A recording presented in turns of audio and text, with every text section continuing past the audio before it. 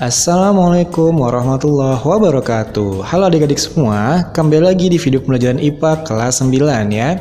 Video sebelumnya kita sudah belajar tentang pengenalan tentang muatan ya. Masih ingat dong muatan ada berapa? Ada 3, proton, elektron, dan neutron ya. Proton bermuatan positif, elektron bermuatan negatif, dan neutron bermuatan netral. Oke? Nah sekarang kita akan membahas tentang cara menimbulkan muatan listrik statis ya. Nah, sebenarnya video sebelumnya kita sudah belajar tentang cara pertama. Cara pertama untuk menimbulkan muatan adalah dengan menggosok ya. Kita sudah belajar tuh kemarin. Dari kain wol digosok dengan batang ebonit, kemudian penggaris digosok dengan rambut dan sebagainya ya. Nah, video kali ini kita akan membahas 3 lagi cara bagaimana untuk menimbulkan muatan listrik. Nah, cara pertama adalah konduksi ya, konduksi atau nama lainnya sentuhan. Misal, sebuah logam bermuatan positif ya, coba lihat pada gambar, disentuh pada logam yang tak bermuatan atau netral ya. Nah, elektron pada logam tak bermuatan ini pasti akan tertarik ke logam bermuatan positif. Kenapa bisa tertarik? Ingat, positif sama negatif saling tarik-menarik, betul? Nah, sehingga beberapa elektron akan berpindah ke logam yang positif adik-adik. Akhirnya, di logam netral ini, muatan negatifnya berkurang. Ya, berarti ketika muatan negatifnya berkurang, maka dia akan menjadi muatan positif ya, karena muatan negatifnya jadi lebih sedikit daripada yang positif, paham? Nah, inilah yang disebut dengan cara konduksi atau dengan cara sentuhan adik-adik ya. Jadi logam bermuatan positif disentuhkan dengan logam yang netral ya. Ingat ya, netral itu jumlah muatan positif sama negatifnya sama. Oke. Nah, ketika ditempelkan, akhirnya muatan negatif dari logam netral pindah ke logam bermuatan positif ya. Nah, sekarang cara kedua adalah induksi. Kalau tadi konduksi dengan cara sentuhan, maka induksi tanpa persentuhan ya. Jadi sekarang logam bermuatan positifnya ini didekatkan pada logam yang netral ya, masih contoh yang sama, tapi tanpa disentuh. Oke, nah sekarang apa yang terjadi kalau nggak disentuh? Ternyata elektron dalam logam netral itu akan bergerak ya, bergerak tapi tidak meninggalkan logam netral.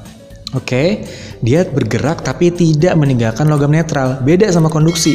Tadi kalau konduksi elektronnya langsung pindah ke logam positif ya. Tapi kalau cara induksi elektronnya ini tidak pindah, cuman bergerak aja menuju ke logam positif gitu ya. Jadi itu bedanya. Jadi logam ini tetap netral ya, tapi terjadi pemisahan muatan. Jadi muatan positif sama muatan negatifnya jadi terpisah. Sama-sama jadi mojok gitu. Lihat pada gambar ya, muatan positif sama negatifnya jadi sama-sama saling mojok. Muatan positif di pojok kanan, muatan negatif di pojok kiri. Nah, karena muatan negatif ini saling tarik-menarik dengan muatan logam positif gitu ya. Nah, itu cara kedua. Cara ketiga adalah dengan yang namanya elektroskop. Nah, adik-adik, elektroskop ini punya 2 fungsi. Pertama, untuk menentukan apakah suatu benda ini bermuatan listrik atau tidak. Yang kedua, untuk menentukan jenis muatan benda.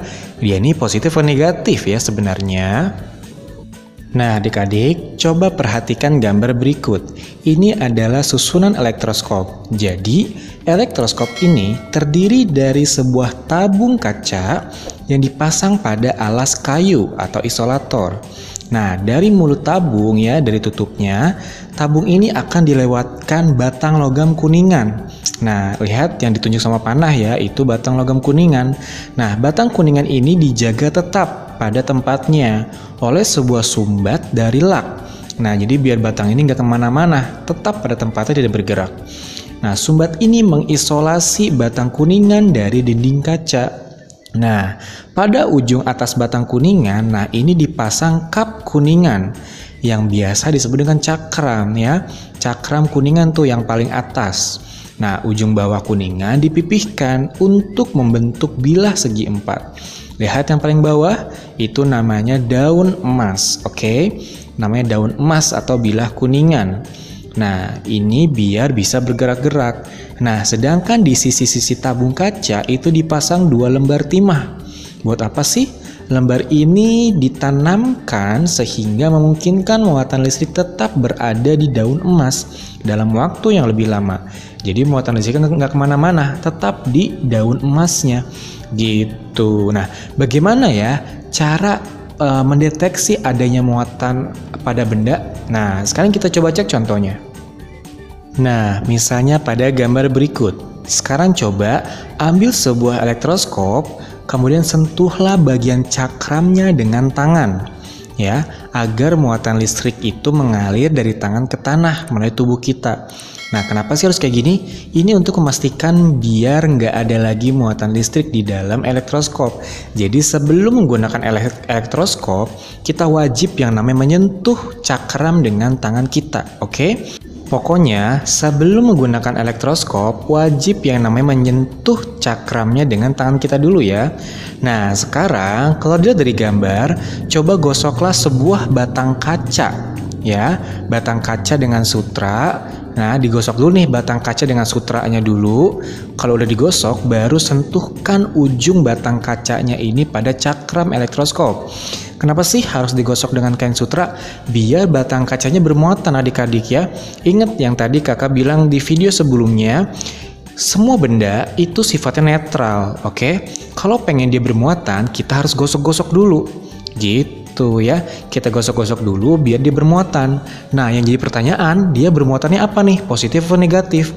Nah, ini caranya kita cek di elektroskop. Gitu ya. Jadi dua langkah nih sebelum dipakai elektroskopnya.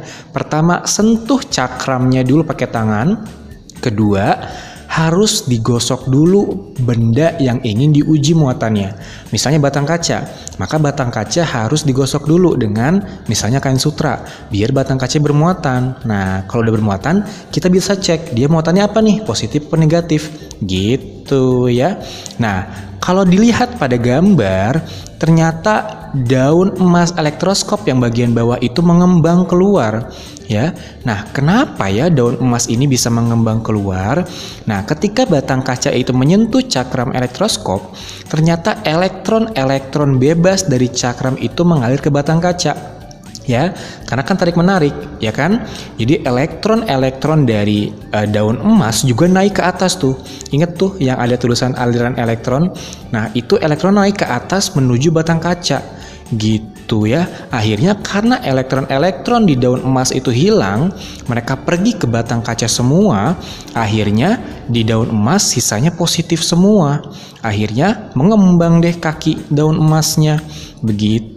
Akhirnya cakram kuningan ini kekurangan elektron karena elektron udah pindah ke batang kaca semua.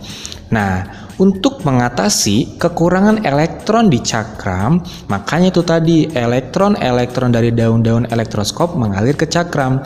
Jadi prosesnya gini. Ini batang kaca ditempelin ke cakram, lalu elektron dari cakram itu pindah ke batang kaca. Nah, karena si cakram ini kekurangan elektron, akhirnya daun emas ngirim elektron dia ke cakram biar cakramnya netral lagi gitu. Nah, ternyata daun emas elektronnya menjadi positif. Nah, ya udah kalau daun emasnya positif, maka otomatis batang kacanya adalah muatannya positif gitu ya. Nah, begitupun dengan contoh yang kedua ini, batang ebonit. Ya, ingat prosesnya sama seperti yang tadi. Pertama, sentuh dulu cakramnya. Kedua, batang ebonitnya harus digosok dulu biar dia bermuatan. Misalnya digosok dengan kain wol, oke? Nah, kalau udah baru ditempelkan ke elektroskop, ya.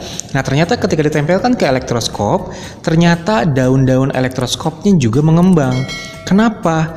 Karena elektron bebas dari batang ebonit, ya, elektron dari batang ebonit mengalir ke cakram, akhirnya pindah ke daun elektroskop. Nah, karena menjadi bermuatan negatif, makanya daun-daun elektroskop saling tolak-menolak dan daunnya mengembang. Jadi daun emasnya ini kebanyakan elektron sehingga dia jadinya mengembang. Gitu adik-adik ya. Semoga cara menggunakan elektroskop ini semuanya bisa paham ya. Nah adik-adik, sekarang kita akan belajar materi baru namanya gaya kolom atau gaya elektrostatis atau gaya listrik. Sama aja namanya ya, pokoknya semuanya sama. Nah, apa sih gaya kolom itu? Jadi, jika ada dua benda itu yang bermuatan kemudian didekatkan, maka di antara dua benda ini akan terjadi yang namanya gaya tarik-menarik atau tolak-menolak. Seperti yang dibahas di video sebelumnya ya.